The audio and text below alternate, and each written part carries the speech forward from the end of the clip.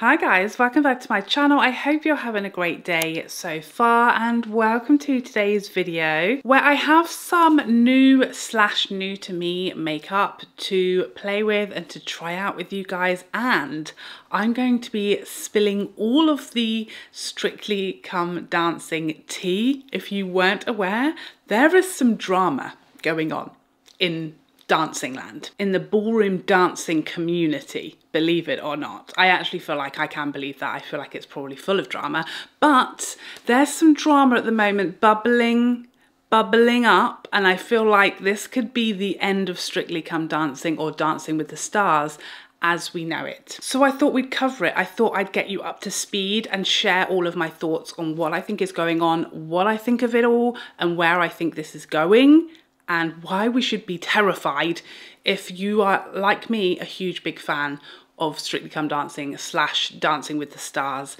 series. Then we've got some stuff to talk about. So without further ado, let's get started.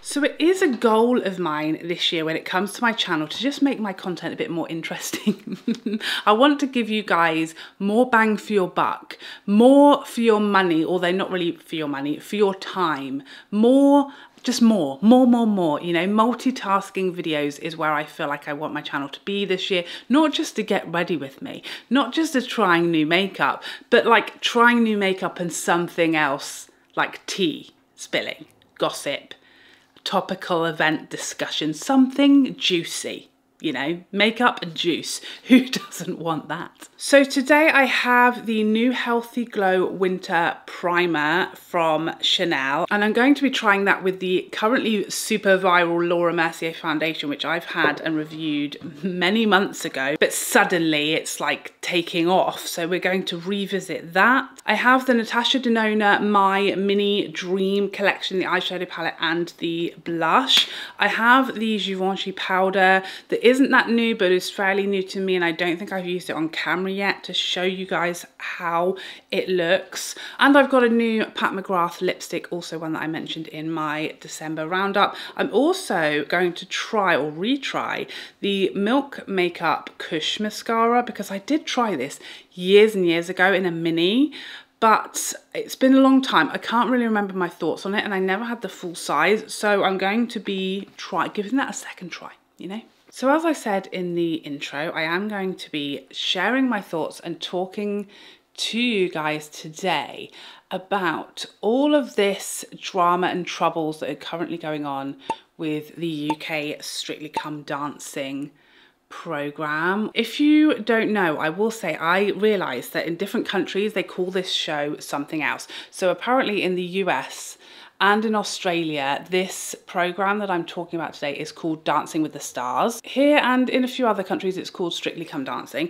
And also apparently in some countries in Europe, it is called Let's Dance. So that's the program, that's the show that we're talking about today. And the premise of this show, if you live under a rock or don't own a television, or you just live in a country where they don't make this program, to be fair, how it works is it pairs up celebrities, so that could be actors, actresses, sports people, politicians. We've had all sorts on our UK version. We've had influencers more recently, literally any celebrity from whatever background. Some have some dance experience, some have literally never thrown a shape outside of like a wedding dance floor. So there's always like varying abilities, and they pair up each celebrity with a professional ballroom / Latin dancer, and they compete each week. They do a dance with their professional partner and they get awarded points by the judges, and then the public votes. Those two scores are combined to get you through to the next week, and basically the lowest scoring person each week is eliminated until the final, when a champion is crowned. And it's a hugely popular, hugely successful show. It started here in the UK like 20 years ago. 2003, according to my research, was the first series, and I've been glued, hooked to it ever since. I'm a big fan. I watch it every year. I watch the Christmas special. Next week, in fact, we are going to the live tour. That's how big of a fan I am. I'm a huge fan. I've loved it from the first episode, and now I love the fact that like my kids love it and they watch it every week with me. This shade is really not blending so well. I don't know if that's me or the shadow, but possibly a combination of both. It's taking some work, let me tell you. It's this shade, this end matte. It's causing me a little bit of, I'm gonna have to give it some elbow grease is what I'm saying. I mean, even before that, we had a show here called Come Dancing, which was a bit before my time to sort of really know what that was about. But I think that was just like amateur ballroom couples, was it, competing? I'm not 100% sure what the original Come Dancing like show was like, because like I said, it's a bit before my time. But Strictly Come Dancing evolved into this competition where celebrities learned to dance and were coached by professional partners. And like I said, I absolutely loved it since the day it was born. I've never missed an episode. So this series, there was a little bit of controversy, a little bit of drama. I feel like there is every year. Every year there's a bit of drama. I don't know about the other countries, but I'm interested to know. Here, there's always a bit of drama and the public kicking off if anybody in the lineup has like previous dance experience. So this year it was poor Leighton who took like the brunt of the public like backlash, because he's someone who's like been to drama school and he's performed in the West End, and he obviously has a huge amount of existing dance experience and talent, and lots of people felt like it was unfair. But to me, I just loved watching him, and I don't care. You know, if the producers have recruited these people and they're on the show, then you just have to go with it. You know, there's nothing we can do about it. We're not going to like moan and complain and have him kicked off. That's not going to happen. If you don't want him to win because you think it's unfair, you just vote for somebody else. That's how it works. So I don't care about that. And actually Leighton and Nikita, who were an all-male duo, they were my son's absolute favourites. He loved them. I loved watching them. We had no complaints about that. But the other sort of rumour / gossip surrounded Giovanni and his partner Amanda Abington. So Giovanni Panisse is the professional Latin dancer. He's Italian, 33 years old. This was his 9th year on Strictly. So he's been on the show for quite a long time. You know, they often get kicked off, the professionals, and they often change them and get new ones, and he's been on for 9 years. He's had a lot of success. He's won it once, but been in the final 3 times, I think, by my calculation. So he's been super successful. Won it for the first time a couple of years ago with the amazing Rose Ayling-Ellis. And this year he was paired up with Amanda Abington. So Amanda, if you don't know her, she is an actress, an English actress. She's probably best known for Sherlock. That was probably her like most well-known TV series that she did with her then husband Martin Freeman, he started in The Office, the English version of The Office, but he has been in all sorts. So he's now an absolute superstar. So they were in that together. I believe they were married when they did Sherlock, right? But they have since divorced, no longer together, but that is a little bit about Amanda. So they were partnered up, and almost immediately there was sort of rumours, you know, the odd Daily Mail article that they weren't really getting along. Okay, and I feel like that's a rumour like every year. Someone's not getting along, someone's having an affair, someone's hooking up in secret. There's always these little rumours, these little stories that start to peek through.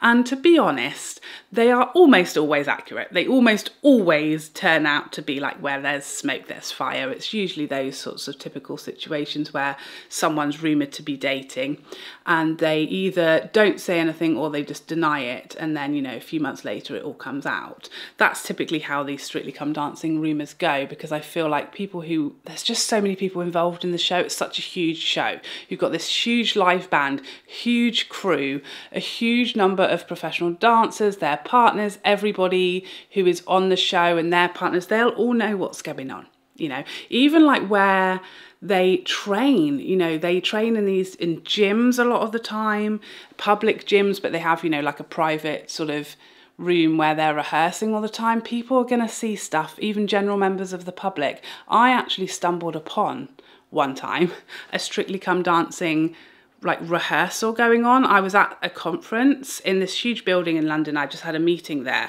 No, I was at my I had training, like CPD training, and it just happened to be in this building. We had a room where the training was taking place, and I went in the lift to get my lunch, and a load of the Strictly Professional dancers got in the lift with me, and I was like, okay, hello, what's happening? And it turned out that they were like rehearsing in another room in that big like conference center for one of their professional like group dances. So, you know, if you happen to be in that building, you see them all going for lunch. People see stuff. There are leaks every year, rumors every year, and this year was certainly no different. So yeah, quite early on, there were rumours about Giovanni and Amanda just clashing and not getting on, and her really struggling with the training methods and just her just being unhappy. They were doing so well. They were doing really well. They were, you know, in the top few on the leaderboard each week. She was doing fantastic. She was getting a lot of, you know, public support. It was going really well. Ooh, I should add in that prior to the series starting, once Amanda was confirmed as a contestant on this year's show, she already had a little bit of a backlash regarding some previous comments that she had made regarding a drag show. So I think this was when, you remember this article that was in all over the papers, because there had been a drag show for children, or that was performed with children present, and there was this huge backlash, and apparently she had sort of given her opinion. Maybe she tweeted about this drag show where children were present, saying something along the lines of calling it abhorrent and saying you cannot have a penis and be referred to as a woman. So this was sometime prior to Strictly, but once she was announced as being on this year's show, there was a lot of backlash towards the BBC. A lot of people sort of saying, oh, she shouldn't be on, she's transphobic, she should not be on this show, which is so inclusive and very pro the LGBTQ plus community, she shouldn't be on it. And lots of people were like campaigning to have her kicked off before it even started. So I think Amanda was probably having a little bit of a tough time with her mental health and just dealing with all of this backlash and calls for her to be removed. Even before the series start, I imagine she was probably getting a lot of trolling, a lot of comments, a lot of people very unhappy that she was on the show, and this was before it even started. So I feel like it got off to a bad start even before the issues with her partner, or the rumoured issues with her partner. I also just want to say, I don't do a lot of this content when I talk about legal matters. So everything in this video, for the record, is alleged / rumoured. I don't know any of these people personally. I don't have any inside knowledge as to what exactly has gone on. And all of this is alleged and she said, he said stuff, okay? Just for the legal record. I don't want to be sued. Please don't. So initially when these rumours began that Giovanni and Amanda were not getting along, didn't like each other, Amanda was very much in like denying that this was the case. I saw tweets from her saying basically this is just utter rubbish, no truth in it whatsoever. They were acting, you know, very, very friendly on the show and on the spin-off daily show. So there was another show, again, I don't know if they have this in all of the countries where this format is available. I don't know if you have this, but we have like the main show is on Saturday with the results on Sunday, but then every day during the week there is like a mini show where they interview the contestants and they show some of the rehearsal footage and they chat about the performances at the weekend. So whenever they were on that, it's called It Takes Two. That's the name of that weekly show. Whenever they were on that, they appeared very friendly, very tactile, you know, holding hands, cuddling up to each other, and they looked that way on the show as well. But having said that, you know, she is an actress, so it could well be that that just doesn't mean anything and they were just putting on a show for the public and just, you know, as per the contract, we're displaying this partnership and they wanted people to vote for them, so perhaps they were just sort of, you know, playing along and acting nicey-nicey, but obviously that wasn't really reflective of what was going on behind the scenes, or so it would seem. So despite all these sort of rumours swirling that they were not getting along, that they were arguing, that Amanda was, you know, asking the producers to resolve their issues and that she was unhappy and that she was having a torrid time of it, they were presenting a very united front. They were acting very friendly, very, you know, having a time of our lives, we love each other. You know, several times Amanda posted to her stories things like this, talking about I have the best teacher, you know, saying she was in safe and hugely talented hands and calling him a legend. They were very much like publicly displaying, oh, everything is fine, nothing to see here vibes, until it came to week 6. And on the Friday, so the day before the show would usually take place, because it is live on the Saturday like the actual dancing competition is live. So the day before Giovanni and Amanda were due to take part, the BBC released a statement saying that they would not be on Saturday's show. So initially the statement said that due to medical reasons, Amanda would not be able to compete, which has very much happened before. People have had injuries or been ill or had COVID and they haven't been allowed to compete on the show. They haven't been cleared as healthy to compete on the show. So they've been given like a bye to continue next week. Obviously this was red flags because we'd already had the rumours that she was unhappy with her dance partner, they weren't getting on, and then suddenly, oh, she's not competing. But they did say it was for medical reasons, so I think a lot of us just thought, oh, she's poorly, or she's had an injury.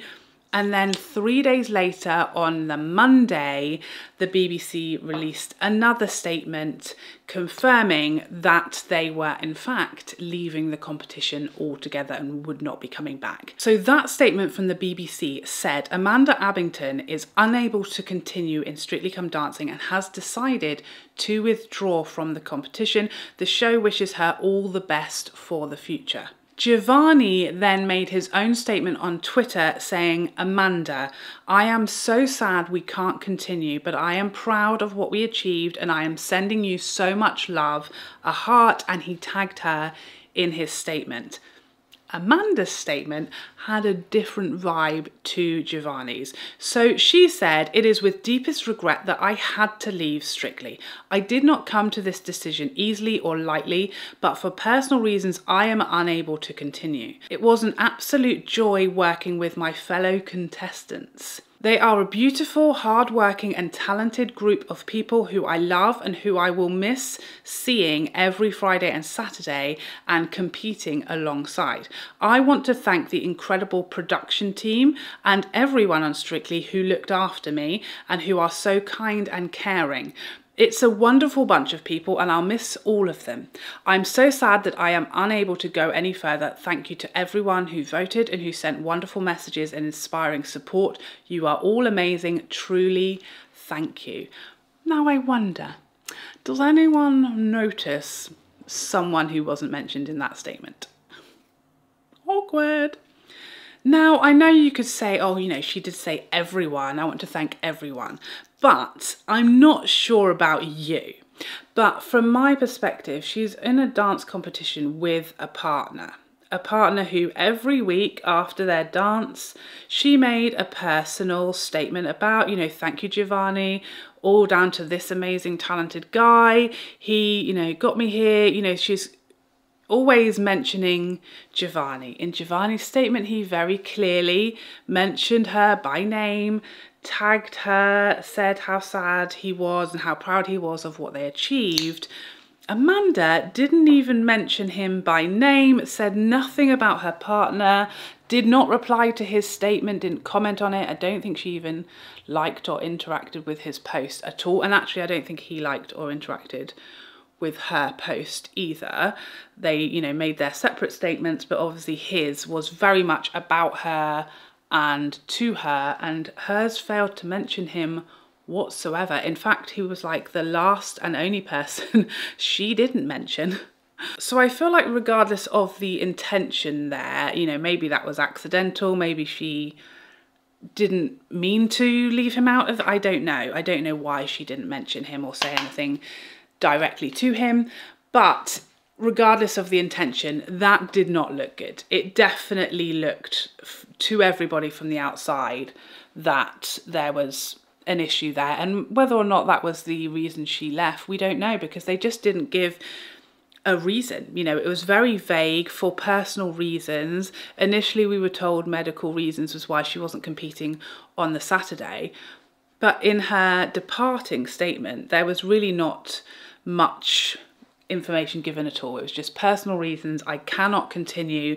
The BBC did confirm that she chose to leave, not that, you know, she was asked to or anything like that. It did very much say that Amanda chose to leave and it was her decision for personal reasons. That was all of the information that we got. Amanda also did reply to a fan on her story. So she reposted this fan's story post saying that she was absolutely distraught with Amanda's sudden departure from the show, and Amanda reposted it with the caption, "Thank you, Angel, so was I." And there were reports saying that Amanda was absolutely devastated, that she had to leave, and she was so distraught and so upset by everything.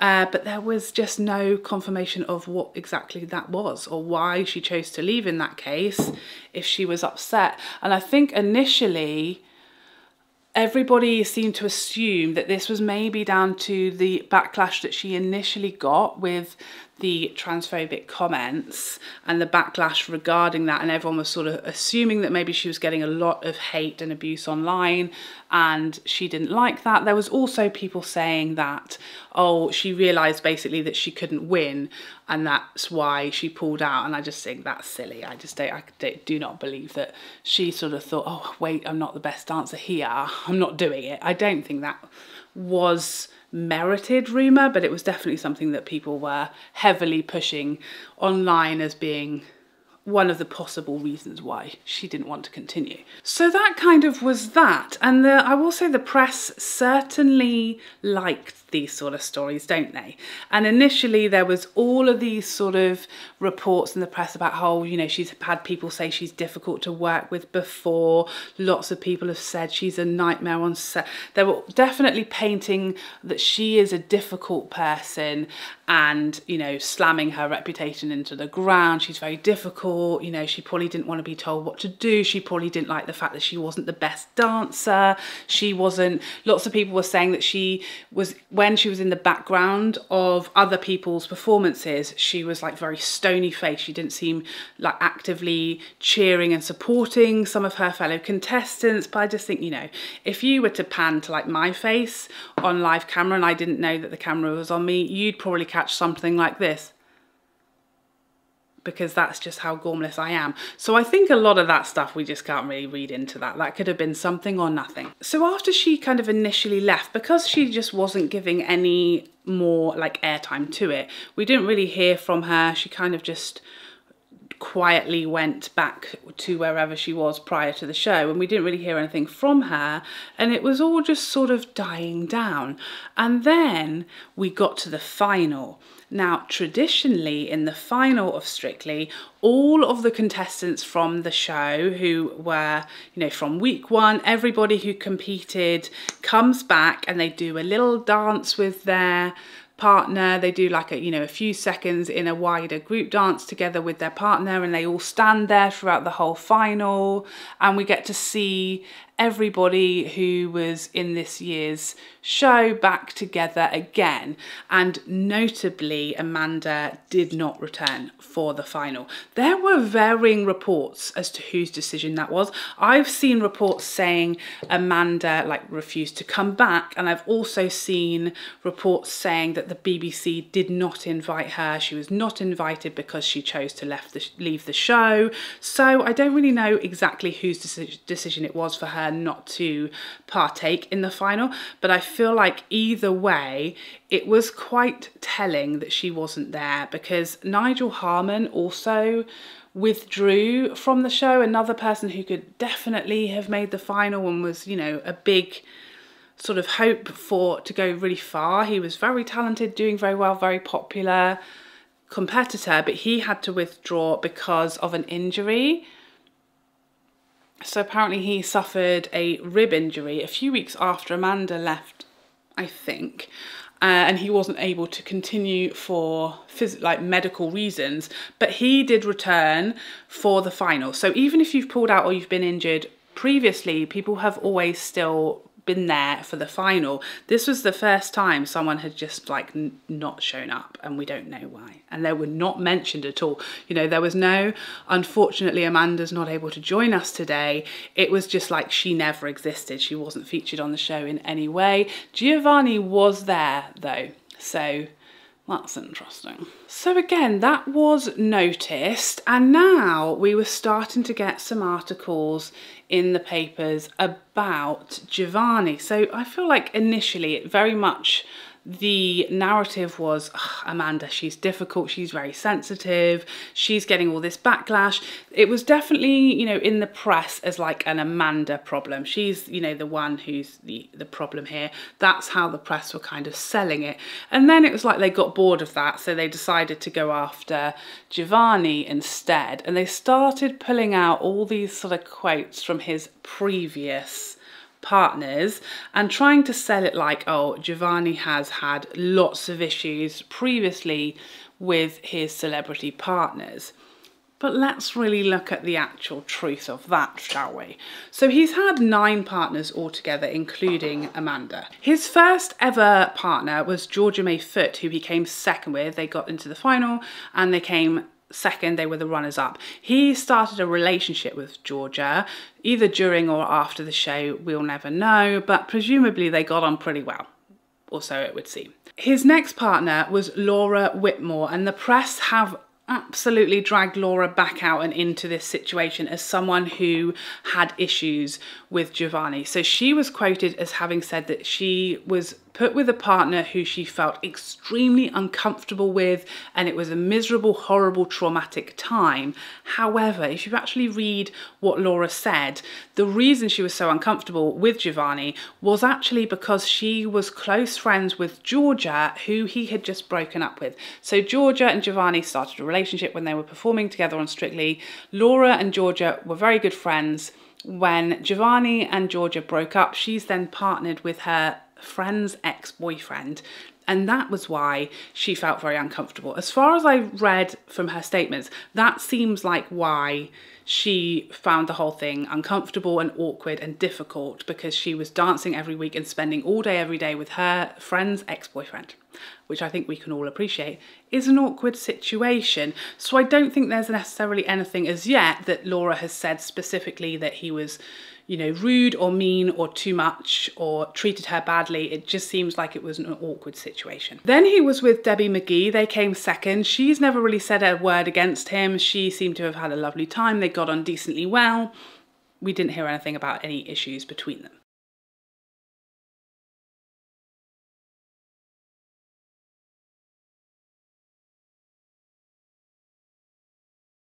Then we had Faye Tozer of Steps fame. Again, they were runners-up. They came second. I've not really heard or seen a word either way. They don't appear to have been friends for life, but there was no reports or statements from Faye saying, again, that she had an issue with him or that he mistreated her or anything like that. Then we had Michelle Visage. They came 7th, and again, she was someone that the press dragged out and tried to say hated him or they had issues or they didn't get along, because she was quoted, I think in their exit interview, as having said something like, oh, we fight and we'll scream and shout at each other, but we love each other like brother and sister. She says something like that, and the press is basically using that in this situation, just cutting out the rest of what she said to make it sound like he screamed at her, and that was all that she said. And she actually since corrected that, saying, no, I love him, he's like my best friend, we love each other and we argue like brother and sister during training, and he's the only person who could have dealt with me during that show. So actually she seems to, oh, disaster, but she seems to really love him, and they get on very, very well and are still in touch and still very good friends. Then we have Ranveer Singh, who again has said some things that she didn't really enjoy about the show. She said that she's had meltdowns during it and it was horrifying, and she also did say that Giovanni put her in her place. That was what she was quoted as saying. So it seemed like they maybe weren't the best of friends and that he was very strict with her. That's kind of what I heard from her. But again, she didn't really criticize him. She just said that she found it really, really hard and that she had a meltdown on occasion. And as someone who is an athlete full-time for many years, I've had many a meltdown, okay? And most of the time it was nothing to do with my coach.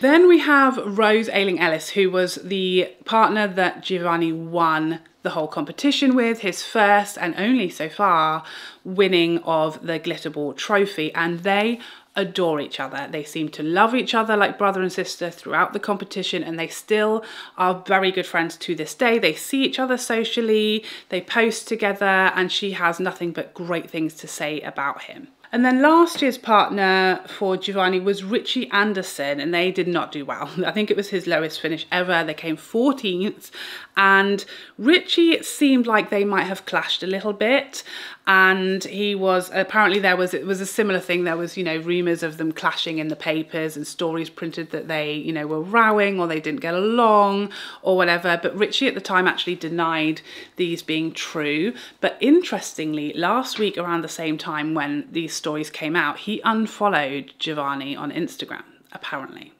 allegedly. So that's interesting. But perhaps even more interestingly, Amanda and Gio still follow each other on Instagram. But I mean, that's tricky because once you've followed someone, it then is going to be noticed if you unfollow them. So perhaps they're just both trying to sort of leave that there and hope no one notices or looks. But the reason I feel like this is going in a dangerous direction now is that as everything was kind of settling down again and we were all kind of moving on and forgetting everything, Amanda has apparently gone to the BBC and requested the footage of their rehearsals. So the BBC always record all of the Strictly rehearsals, the partners as they are training in their pairs, in their rooms. They're only the two of them are there, but apparently they have video cameras in the room recording the footage. A lot of it is used, you know, in the intros to their performance on the Saturday contest show, but also during the week on the It Takes Two show, there'll be little clips. So you can see how they're getting along and how the dance is progressing from their rehearsal footage. So Amanda has gone and requested this rehearsal footage, apparently giving the reason that she is seeking legal advice. Oh my God. So this is interesting. Now, I don't really blame her if she feels like the way she was treated during the show and in rehearsals made it impossible for her to continue with the show. I don't know what the financial ramifications of this would have been, but Strictly Come Dancing celebrities and professionals receive, you know, a salary to be on the show, and I believe the celebrities, like, you get paid more the longer you're on the show. So if she felt forced to leave, she certainly would have lost some of the earnings, because she presumably felt like she could have stayed on the show for longer if she hadn't have chosen to leave. Then she certainly has lost earnings, and there's definitely been some damage to her reputation, because she's certainly being painted as she left and she couldn't cut it and she couldn't put up with it, and she, you know, some people are saying that she left because she couldn't win or that she's difficult. So certainly this has not done her reputation much good, and she's almost certainly lost some earnings. You know, again, she could have done the Strictly Live tour and obviously isn't going to be doing that again. There's probably quite a lot of loss of earnings here, but you know, she chose to leave, I don't know what the outcome of that would be. But I am very interested to see this footage. I will say that, because we really can't judge without knowing what she's talking about and what she's looking at. A source close to Amanda was quoted as saying that she has PTSD, has been diagnosed with PTSD from being on Strictly and from her Strictly experience. And she didn't mention it was caused by Giovanni, but it's kind of implied in the way that she has asked for the training footage and the rumours of they were not going on, and she could not cope with his regimented military style of training. So obviously that's very subjective. And I will say, these professional dancers, they are exactly that. They are professional competitors. They are professional dancers, athletes in a highly, highly competitive, brutal sport with a lot at stake, a lot of money, a very, you know, competitive field and arena. And, you know, I was an athlete at an international level, and not all coaches are the same. They're all very different. They all have very different styles. I've had coaches be very motherly and maternal and kind, and I've had coaches who are super, super tough and hard and cold and strict and demanding.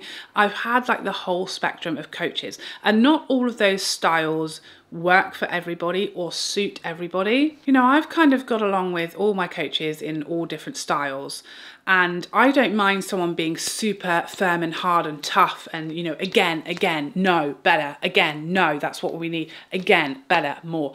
Like that sort of method of coaching it's a really common, you know, military style, I guess, method to get the best and push somebody again and again. And dance is, you know, it's a sport that demands repetition and demands, you know, perfect technique, and the only way to get that is repetitiveness. Again, do it again, go back, do it again, not good enough, do it again. That is the style of, you know, a lot of the professional coaches and dance coaches and choreographers that we see, not just on Strictly, but in that wider field, whether it's ballet, whether it's the West End, whether it's music videos, whatever it is, that is, you know, dance teachers are tough. That is what it's like. But there's obviously a line as to what is acceptable and what's inappropriate. And I also feel like earlier on, she was obviously always unhappy because we were hearing these rumours almost instantly. So that seems to me, especially with everything that's followed, that there was some truth in those rumours that she was unhappy and she wasn't enjoying the training. And I feel like then at that point, you can adjust and say, actually, this person, they can't take that, they can't cope with this demanding attitude and really pushing them. She's not enjoying it, it's making her unhappy. And yes, that might mean she's a really sensitive person, but you're allowed to be a sensitive person, and you're allowed to not like the way someone's speaking to you and to put boundaries up. And if you want to win, then, you know, maybe you need to go with and drive and do it and do what's asked of you. However, when you're on that show, not everybody wants to win. Some people just want to have a nice time. Some people just want to enjoy themselves and do decently well and do a nice dance each week without being, you know, screamed and shouted at. So I get it. I feel like we should all listen to the feedback we're given and try to work with the person, especially if this was not the Olympics, okay? It's Strictly Come Dancing. It's not the Olympics. If you don't win, your career's not going to be over. And, you know, I feel like partnerships need to be like aware of the person that they're working with. That's why Anton de Beck needs to come back, to be honest, because there's a reason that he was always given like the dud. Isn't there? You always wonder why Anton's always given the person least likely to win. But the reason is that man's a patient saint, okay? He doesn't mind. He has a lovely time regardless of whether he comes last or first. He's just happy to be there, and he's always kind and patient, and he always works with the person and their personality. And that's why he was always partnered up with the person who they felt like was the least likely to win. So there's a lot to consider here. My fear and my suspicion is that however this goes, whether there's legal proceedings or not, and what those legal proceedings, how they go and whose side they fall on and what the outcome of that is, I feel like this is likely to change the show forever. Hopefully it doesn't end it, because that's certainly a possibility. You know, if those tapes come out and they're really horrifying, I don't expect them to be. I expect them to show a tough coach who's pushing their pupil. That's what I expect to see, and I would be very shocked and disappointed if it showed much more than that. But I guess, again, that's going to be very subjective. But depending on the outcome of that, that could literally be the end of Strictly. It could certainly be the end of Strictly as we know it, because I think now they're going to have to make some changes. Apparently the BBC have said they are not investigating Giovanni. He's not facing any disciplinary action. There are also rumours that some of the professional dancers and other people involved on the show, the crew, etc., are not happy about that decision. But who knows how true any of that is. But I think it will be interesting to see what happens, because, like I said, if the tapes end up being shown to the public, there'll be a reaction one way or another. Whether legal proceedings take place, there will be a reaction to that and to the outcome. And I think there'll be changes. I think just like we had with Love Island, where there was some horrendous, tragic outcomes for some of the contestants on that, and they had to change, they had to make huge changes in what they showed of the contestants, how they supported the contestants and their families during and after the show. A lot of changes were made, and I feel like the same thing's going to happen to Strictly. I feel like there's going to have to be chaperones in the room at all times during training. I imagine that's probably going to come in as of next year. I wonder, regardless of how this turns out and how it proceeds from here, whether Giovanni will be back this year. That will remain to be seen. I'm not sure if he's doing the live tour. Obviously he doesn't have his partner to do the live tour with, but a lot of the time they have other professionals traveling. I'll let you know if I see him next week. But I think there might also be rules put in place and talks from the producers about how, you know, you speak to these people who at the end of the day are not professional dancers in a professional dance competition. They are celebrities with varying levels of ability and varying personalities. I think we're going to see some big changes. I hope it's not the end of the show, because I love it. And I really hope we get a bit more kind of clarity on what actually happened here, because we really don't know. You know, I don't want to believe that Giovanni was really nasty and bullying and horrible to Amanda, but I feel like that's how she has felt, and that's important to consider. I also expect that if Giovanni has not really got any form for this kind of behaviour that's being implied here, I feel like his previous partners have got to start saying something. And if none of them do, that's going to be very telling in and of itself, especially the ones who have been, you know, Laura Whitmore, for example, who the press are very much pushing as someone else who had a huge issue with Giovanni. If that's not true and that was me, I would speak up and say, no, I didn't have an issue with him. He was very nice to me. He was kind. He was absolutely fine. I had an issue with the fact it was my friend's ex-boyfriend. I would, you know, want to defend him if I knew what was being said was not true. So I think it's going to be very interesting to see if his previous partners make statements or say something or show support to him or not.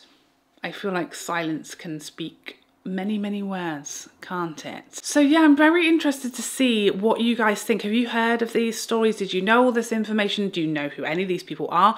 Please let me know what you think about this. I personally just don't know enough. I haven't seen the tapes. I don't know Giovanni personally. I've never seen how he behaves outside of the little clips that we get, you know, on the show to give you an opinion of him either way.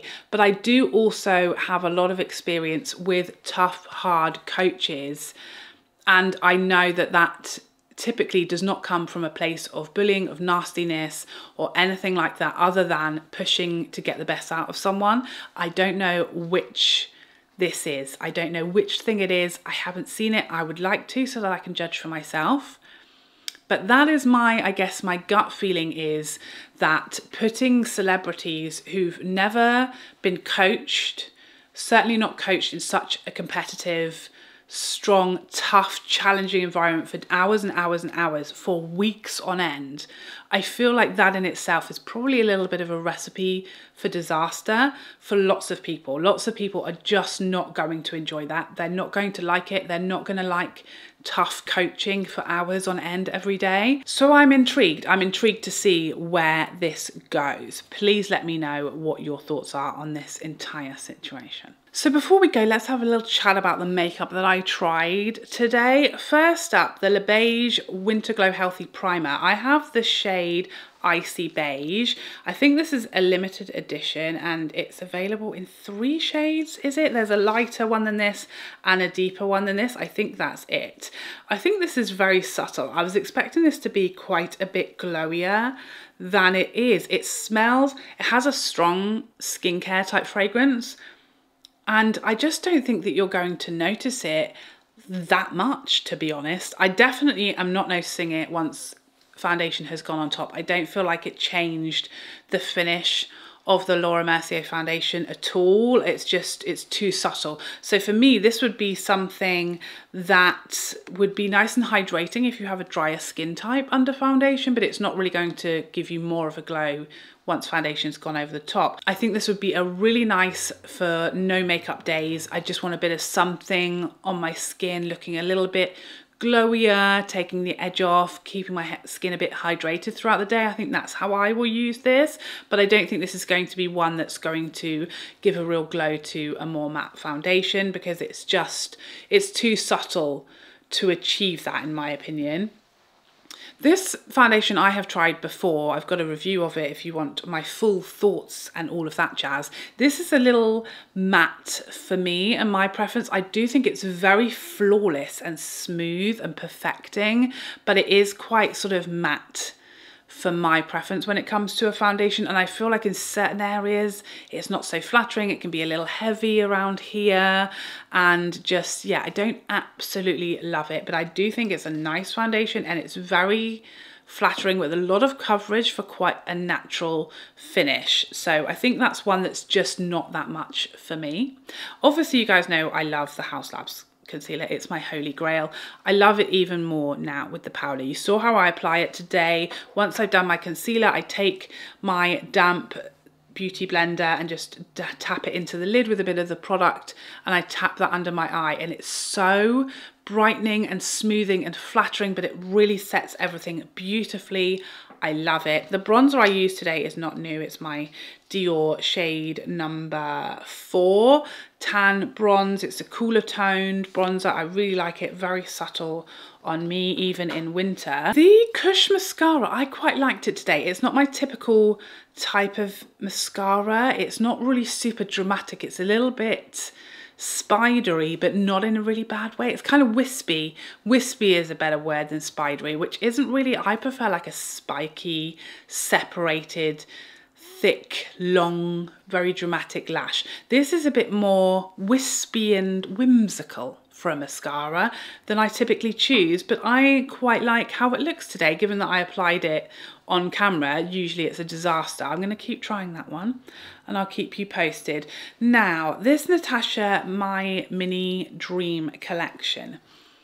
I'm not a big fan of this eyeshadow palette. I did not expect this at all. I will try it again, because again, I was doing a lot of multitasking today. You know, I'm applying my makeup on camera, mirror's not quite where I want it. I'm trying to tell a story at the same time. It's challenging, okay? Things don't always go quite how they would if I wasn't doing all of that at the same time. But I will say, I did have a little bit of a struggle blending this matte shade. I felt like I was blending it for half an hour with quite a lot of elbow grease, and it just didn't want to blend. There was a bit that I just couldn't quite blend how I would have liked it to. Having said that, I'm not the best blender, so it's probably mostly my own fault. I will also say that the shimmers I felt were a little disappointing. I feel like they're a little understated for what I was expecting from Natasha. I was expecting, you know, the sort of formulas that we've got in the Glam eye palette. These are the two shimmers. They're both really quite underwhelming. I really thought that was going to be quite wow factor, and I just think actually that's totally skippable. A lot of people have asked me for comparisons of this with many other minis, and I think most of them, if you have the mini Glam, the mini Starlet, the mini Bieber, if you have Big Bieber, if you have the original My Dream or the I Need a Nude larger palettes, it's obviously not a colour story that we don't have 100,000 of, even from Natasha Denona. I did expect a bit more from the shimmers. That's not to say I didn't like the look I came up with, and other than that one matte, everything else worked beautifully, but it's obviously not like wow factor, groundbreaking, run out and buy it, especially not if you have some of those other palettes. I think it's just okay, and I don't think it just didn't wow me today. I was a little disappointed, in fact. I think I expected more. Maybe I expected too much. Who can say? And I kind of feel similarly about the blush. When I heard this was coming out, I was beside myself. I was so excited. I love this, the colour of this blush. I thought it looked so beautiful, so wearable. I like the sort of style of it where you've got the two different depths of the same colour to play with or to mix, and then you've got the highlighter which looked very pretty and luminous, and I thought it's going to be gorgeous to mix everything together, and I don't dislike it, but again it's not wowing me as much as I thought it would really wow me and I'd love it.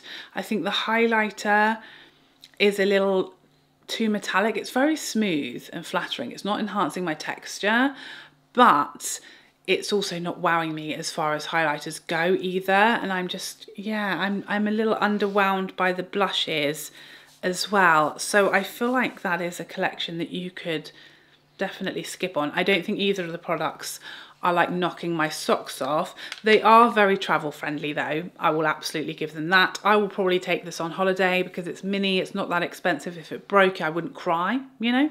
And it gives you a 2-for-1. You've got blush and highlighter and glowy blush in there as well. So yeah, I think that has its place and its purpose, but I don't think it's like you can't live without it. And I will just say, I've seen what's coming from Natasha Denona for Valentine's Day, and I think that's going to be much more exciting for a lot of us than this.